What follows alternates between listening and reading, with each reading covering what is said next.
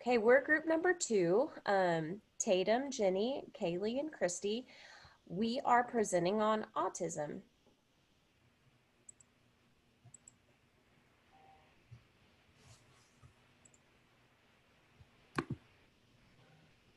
So what is autism?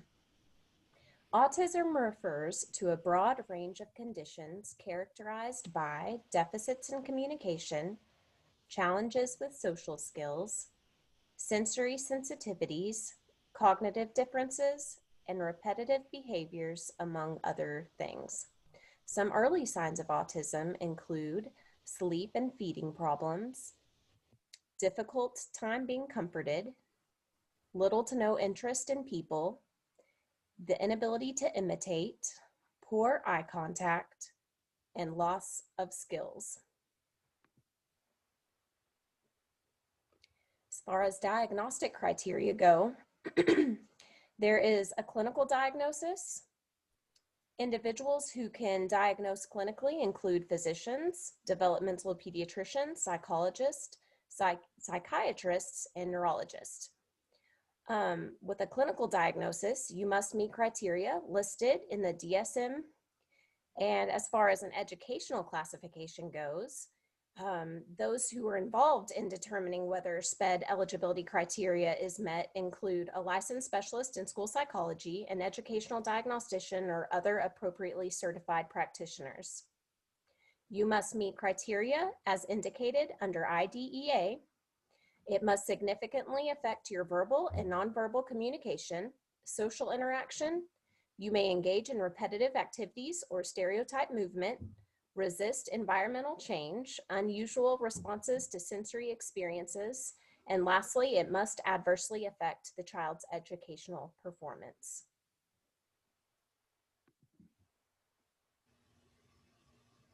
Some autism facts include: it is a neurodevelopmental disorder. It is influenced by a combination of genetic and environmental factors. There is currently no cure for autism.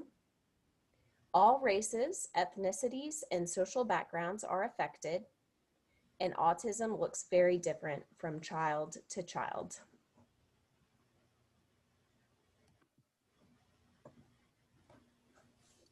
So more children are diagnosed with autism now than ever before. Autism affects an estimated 1 in 54 children in the US today. This may be due to heightened awareness, leading to recognizing more AU symptoms. It may be because of the broadened definition or multiple diagnoses. Signs typically appear within the first 18 months to 3 years, and autism is 4 times more common in boys than in girls.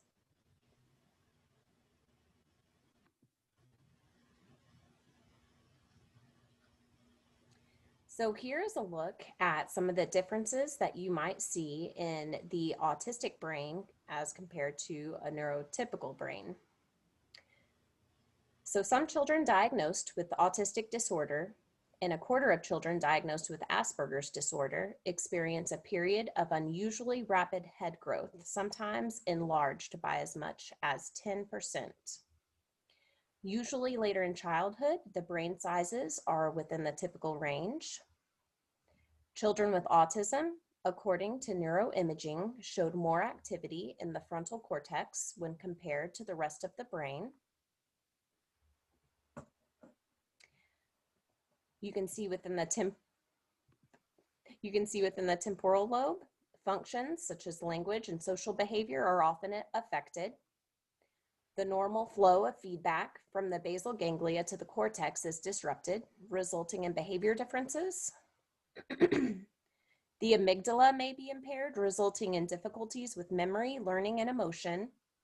And lastly, different patterns of connectivity in the brainstem have been detected, impacting sensory, balance, motor skills, among others. Children with autism may have deficits in academic performance, specifically in the areas of reading and math.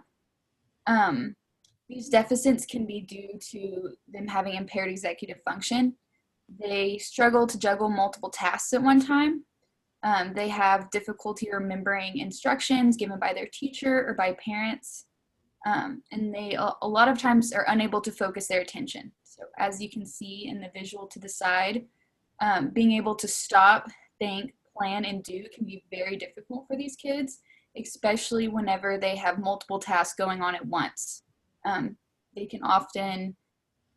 are able to do stop, think, and plan, and then once it comes to the part of where they actually have to do the task, can often get lost. They also may have significant learning problems. It's specific to the child. Some of them may really excel in reading, and then math is a big struggle for them. They can be overly focused on sensory stimulation rather than learning the material. The loud classroom environments can be very difficult for them. Lots of, if they're working on a worksheet, sensory information on the worksheet can be very distracting. Like in the picture with the boy using the manipulatives, that can be very helpful for kids when they are learning how to do math. Keep them focused, it gives them something to do, but they're learning while they do it. Children with autism also oftentimes struggle with written expression.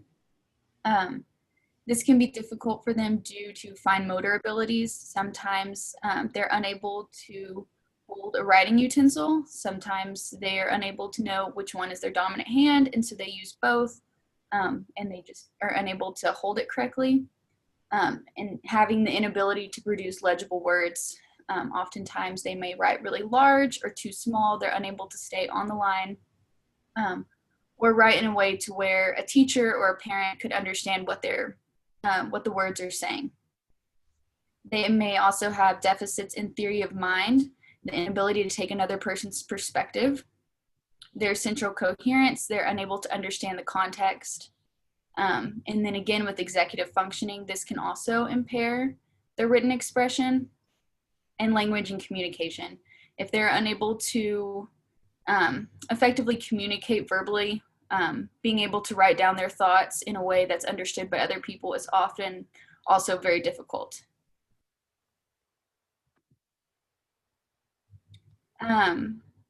There's not a medication that cures autism. A lot of children who do have autism experience symptoms. These are also specific to the individual child. One child may have all of these symptoms, or they may have none of them.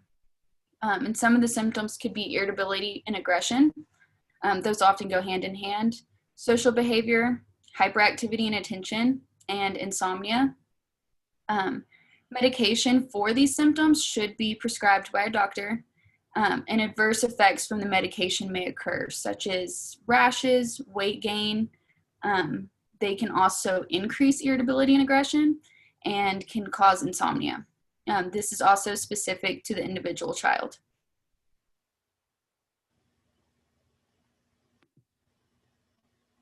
So irritability and aggression may be relieved by risperidone or clozapine. Social behavior may be relieved by risperidone again and oxytocin. Hyperactivity and inattention symptoms may be relieved by Ritalin or Concerta.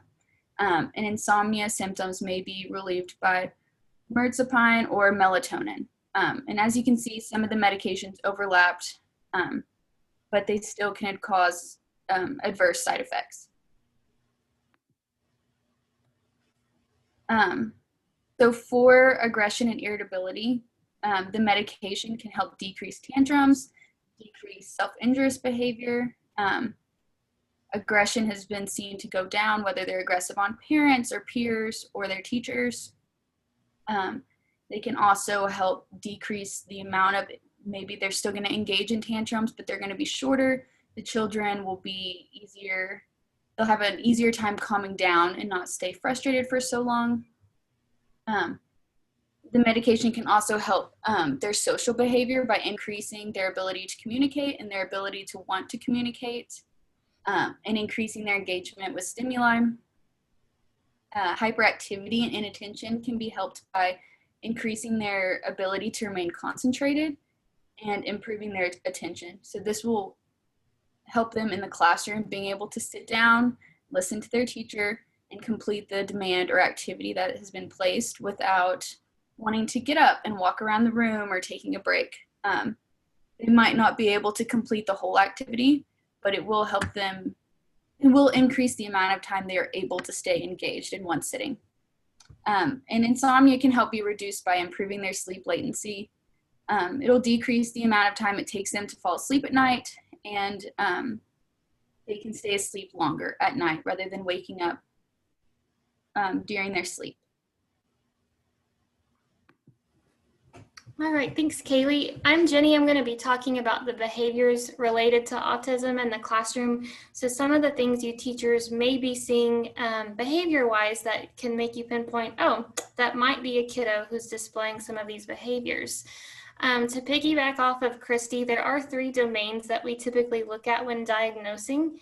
There's the language and communication deficits, the social emotional deficits, and students that display restricted or repetitive behaviors. And now what's important to talk when you're looking for these and talking to parents about these things is to not talk about diagnostic criteria, but just to emphasize the developmental differences in their child and the developmental differences between these 3 different domains. So first, what we're going to look at is the language and communication behaviors that these children display. And I categorized it into 3 different levels because we kind of look at children who show, it's a spectrum. So they may have mild to no symptoms, which would be level 3, just very mild. Level 2 is mild to moderate symptoms. And then your level 1 is going to be the more severe children. So when we're looking at communication behaviors, these children could be nonverbal, or they may have only a few words of communication purposes. For example, labeling things. If a child sees things in their environment that they think is very important, maybe like a glass of milk, the child may notate milk. They may use one very simple word phrases. Oftentimes, children with very severe autism show behaviors where they rarely use nonverbal communication. They don't give you eye gaze. They won't use gestures, which are their hand movements when they're talking to describe things. And they do not sustain joint attention with you. They more try to isolate themselves, and you feel like the child's almost ignoring you, but it's just a difference in their development. Children with mild to moderate autism, they have less developed language skills, and their language is more prompt dependent on adults. So they may not interact with you unless you prompt them to tell you something or to give you some information. They may initiate conversation with you and tell you something that they need or want, but they're not going to reciprocate in conversation and say, well, hey, I want this glass of milk. Would you like to share it with me? They're not going to be thinking about you particularly, more so getting their needs met. They'll be inflexible and limited in the ability to extend conversation. One thing I like to do is ask a child about their dog. They'll tell me all about their dog, and I might say, oh, I have a dog, but that child's not going to think to ask me, oh, tell me about your dog. They're going to need me to prompt them to say, it'd be nice if you asked me about myself, ask me something about me, and then they would be able to extend that conversation. Language number 3, these children are going to be the least severe. They can initiate and extend social exchanges, but it's not typically by their own agenda. They're going to need that prompting still from an adult, but not quite as much as the level 2 students. They're going to be more comfortable conversing with adults or younger children because their development in language is going to be most likely lower, or it can be much higher. They may have a really good extensive vocabulary that's hard for peers their own age to really follow. They might also demonstrate some nonverbal communication. They might use gestures and some pointing, but it's going to be very inconsistent, and they may look more flat, or they may need some cues from you to use those gestures. The next area of behaviors we're going to look at is their social emotional behaviors. Children on level 1, which is the more severe children, they're going to tend to remove themselves from social exchanges. They're those kiddos that will isolate and they don't really seem to interact with others. They can become agitated and distressed in social exchanges, and their play does not involve others. It's mostly sensory driven.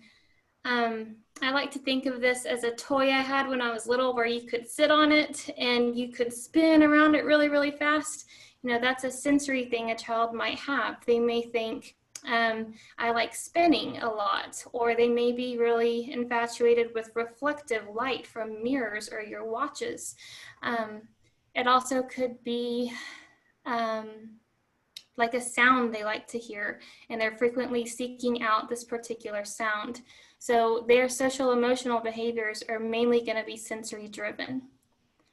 Children on level 2 are going to be prompt dependent to make exchanges and extend that socialization, especially in play. They're going to lack flexibility in their play.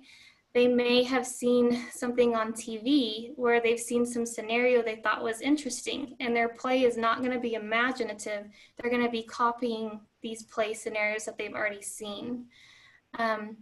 They're also going to follow their own interest in play, but they can most likely be redirected by others. So maybe you have a kid who's playing in a group of kids with cars, and this kid might grab the car, and instead of playing with the other kids, he gets infatuated on spinning the wheel or focusing on parts of toys rather than the whole toys and doing more of imaginative play. And then lastly, our level 3 kids that are more higher functioning, they're going to have a desire for peer relationships, but they're going to be more comfortable with adults and younger children again. This is typically because they are aware of their deficits and their developmental differences. Their peer relationships are very perplexing to them, and it's a big source of their anxiety, especially if you have a kid who's talking about all their interests and they don't think to prompt to their peer and say, what do you think? That peer is going to get bored with them quickly and move away and leave the student feeling kind of perplexed and upset. They also have difficulty regulating their emotional states. So when they experience that adversity from their peers, they may have some explosive outbursts just because they don't understand why they can't form those relationships. The last area of behaviors we're going to look at is their sensory use and interest in behaviors. So that your really severe kiddos, they're going to have those repetitive sensory interests. They may be doing some head banging that's self-stimulatory. They may be spinning. They may open certain cabinets and doors frequently. There's a whole different spectrum of behaviors that you may see here. With the sensory, a lot of these children also have food sensories. They may not be able to swallow and use certain textures because of their fine motor abilities in their mouth don't allow them to process that because it's just something they don't like. So they may have very restrictive interest in foods. There's distinctive, unusual mannerisms and body movements. Some people call this stemming. You may see kids flailing their fingers or just doing odd movements with their body to help them feel more regulated inside. They also seek out materials with visual and tactile features. I mentioned some of this in the play in the past thing, but their play, the materials that they seek out during their play might involve that sensory stuff. You may see a kid in the gym who's walking along, rubbing his hand on the soft padding on the walls. That's a sensory thing, a tactile feature that they're looking for. They also, if you get to the moderate area, they have some drive to establish sensory interest in play, but they can be redirected by others. They display unusual body movements and mannerisms when stressed, and that might be the finger flailing. The students who are higher level, they may have sensory triggers such as loud noises, some textures, some changes in their routine, and they have perceived unfairness a lot. They're very much rule followers, and they want those other kiddos to follow the rules. They may have unusual body movements, but they're more subtle. They're not going to be more fine motor. They may be more gross motor. such as a child on the playground who you think might run awkwardly. That could be something here. They may have also developed one or more areas of passionate interest. And an example I can think of is I have a student who's obsessed with Sonic the Hedgehog, and he likes him a lot because when he runs, he believes he goes into different dimensions. And, you know, they have, maybe that's not something super strange to others, but it's the perseveration on that interest and him always talking about that or always playing with Sonic the Hedgehog. Most importantly, as a teacher, when you're talking to parents about students that you may think have autism, try not to label these students' behaviors as odd or unusual. You want the conversation to be positive and just note that you're seeing something developmentally different in their child that you would like to bring to their mind. You know, don't maybe say that they have weaknesses or they're limited in their abilities. Just make sure you focus on their developmental differences. Stay away from discussing symptoms because, you know, as teachers, you can't do the diagnostic criteria to diagnose them. And just focus on showing patterns of differences in their child's learning styles as well. Emphasize the positives in the student's day and areas of growth over the difficulties, because these parents may always hear negatives. We want to just try and stay positive, show them the growth. For an example, you might say Jenny's different in her style of play, but today she showed growth by initiating some play using the dolls in the kitchen station during station time today. Just try and focus on those positive with those parents because they need those positives and to know that their children are growing developmentally. Okay, so taking everything we've discussed about autism in the classroom, there are a lot of interventions out there that have been shown to be successful in the classroom that you can use with all types of students on the spectrum. So while not all students with autism spectrum disorder are alike, there are common evidence-based intervention strategies that can reduce stress and help students behave appropriately in the classroom. So interventions are designed to alter the environment in order to support and encourage appropriate behavior, socialization, communication skills, and self-regulation. So to help manage skill deficits in children with autism spectrum, it is important to teach self-management, model appropriate behaviors, provide consistency in the classroom, that's a big one, and offer additional supports when needed in the classroom. Okay, so an intervention example. So we have make classroom routines explicit, visual, and consistent. So consistency is key for students with autism. We want to establish clear expectations and rules to support regular activities and participation. This may look like alerting the student to changes in routine in advance, ringing a bell to signal a change in a station or activity, or providing visual supports to signal precisely what is expected of the student. So we really want that consistency. Why is it helpful? Children with ASD often exhibit insistence on sameness and inflexible adherence to routines. So they'll have a lot of distress with changes in the classroom that you may not notice your other students struggling with.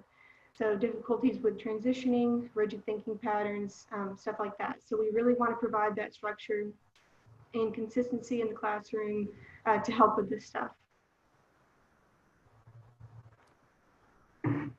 Okay, so our second intervention, to avoid overstimulation from environmental stressors like social interactions, academic frustration, loud noises maybe in the classroom, it could be beneficial to implement what we call a calming corner. And this can be a designated space in the classroom where a student may be able to retreat. There might be a beanbag chair, some calming strategies taped up to the wall that they can look at. And we want to teach the steps to access this safe place. This is not a punishment zone. This is a safe place. So maybe a private signal card on the desk could be used to discreetly and easily signal the teacher's attention to get to this space. And this is best for younger children who are still working on their regulation skills. So it is helpful because in situations with excessive stimulation, students with ASD are likely to become over-aroused and emotionally dysregulated. So the emotional or social stress experienced by their environment may lead to behavioral storms, tantrums, meltdowns, and providing a safe place for the student to retreat to when they become overwhelmed can build their self-management skills. Okay, so intervention 3. So when a student misbehaves, we want to promptly discuss the problem behavior in a clear and short manner. So teach the student how to behave appropriately in a clear and non-judgmental tone. So we want to be specific, such as we do not scream to get your neighbor's attention. You can gently tap on the shoulder when you want their attention. Okay, so we want to avoid things like don't do that. We want to be specific and say, sit down in your chair. Okay, so really specific with how we correct and change our behaviors. So another example is I need you to stay seated when I'm talking to the class. So just be really specific in the classroom. That'll help out. And this is helpful because students with autism tend to be literal and have a very difficult time understanding what they did wrong. So this can be due to a lack of understanding of social cues, gestures, overtures that your other kids may be getting, but students with autism may not be understanding. So by giving clear and specific feedback, a student is more likely to understand and change their future behavior. Okay, so our final intervention, we're going to talk about if the student tends to get frustrated frequently and does not communicate that appropriately, therefore we see, meltdowns or stuff we're not wanting to see when they show frustration.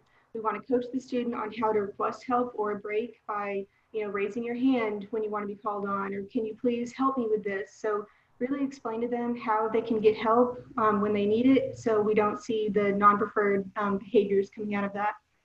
So this is helpful because students with autism demonstrate difficulty relating to and communicating with others.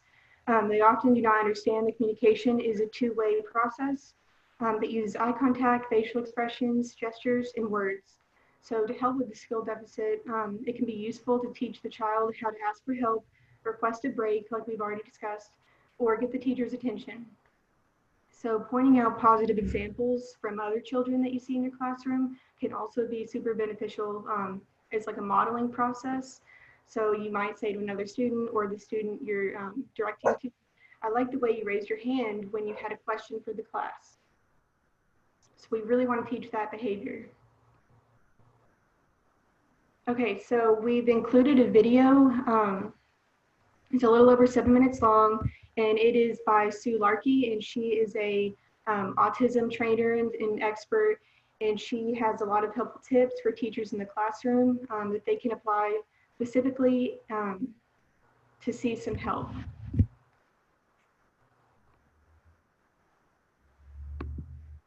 Hi, my name's Sue Larkey. I call myself a pracademic, which is a practical academic. I'm a teacher of children with autism and run a range of workshops to help teachers, parents, and anyone who works or lives with children with autism spectrum disorder. On my website, www.suelarkey.com, you can find a range of fantastic tip sheets to download and share with family and friends and professionals who need help and guidance in helping kids on the spectrum. I just thought I'd talk through today one of the tip sheets. It's called 10 Essential Tips for Understanding Autism Spectrum Disorder. I think this is a great tip sheet, particularly for end of year in Australia coming up and New Zealand for transition.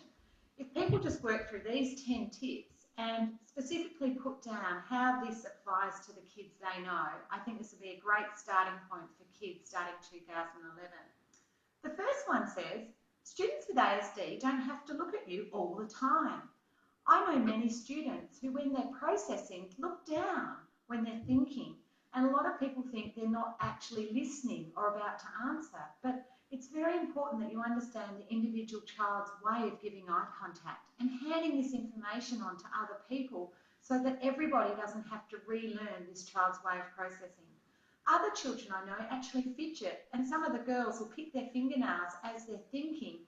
And that eye contact doesn't necessarily mean that the child's focused or concentrating. Number 2, give them time to answer your questions. We have many children on the spectrum who can take up to a minute to process information.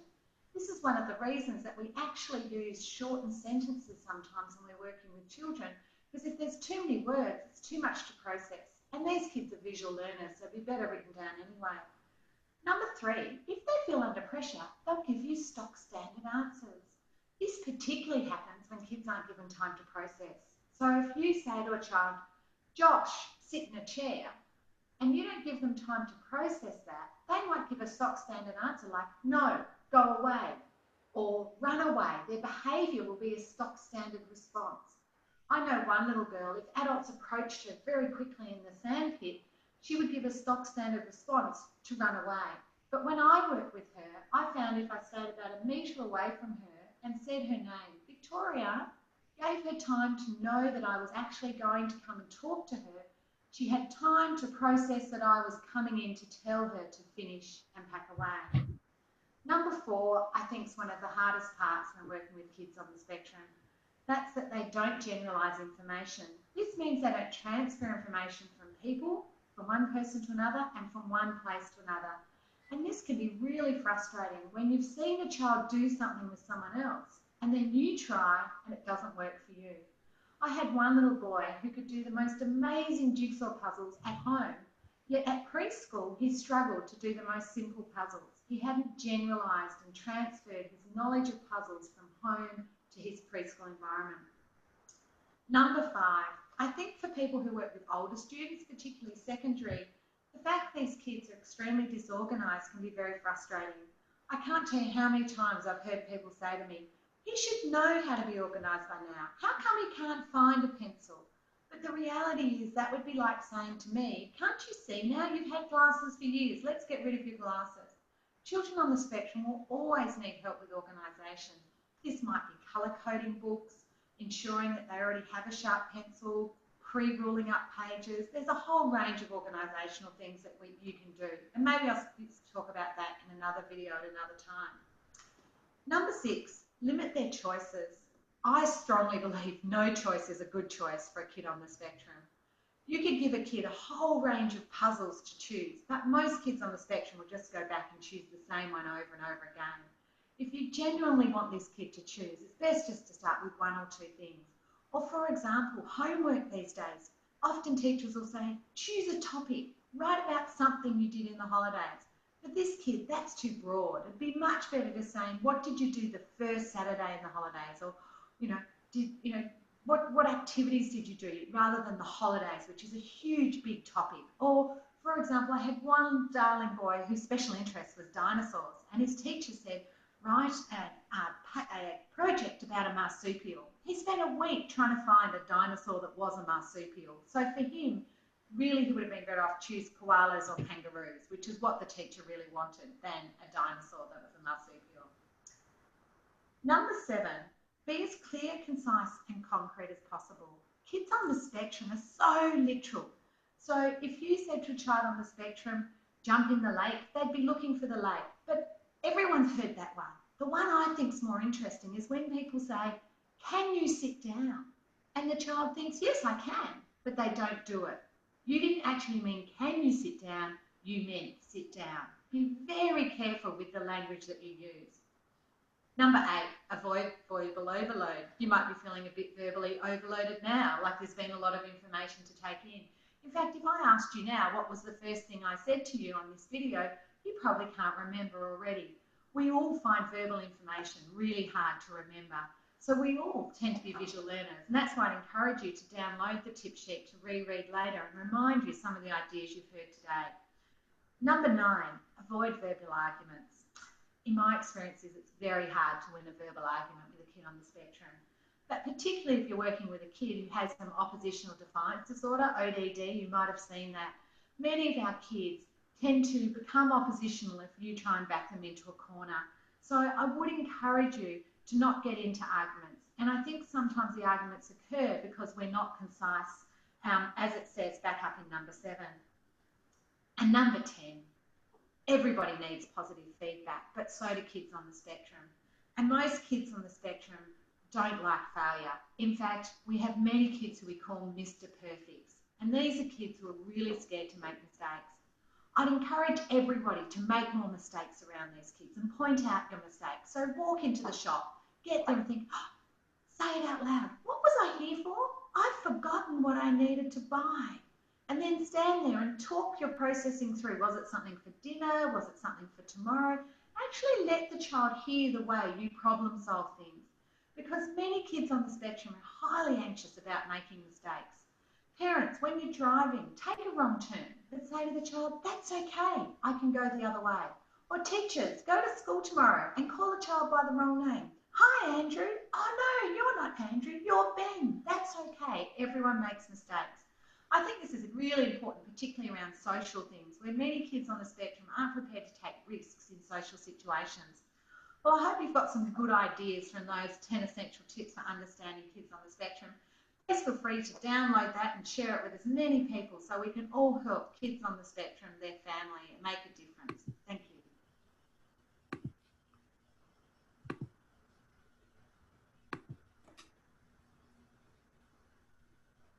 Okay, and this was just some references for the interventions with the Packer and Pruitt textbook for class, challenging kids, challenge teachers, and using the DSM-5 to reference some information.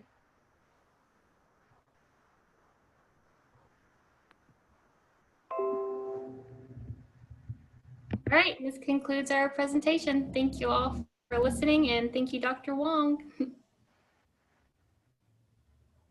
Kristi, you want to stop recording?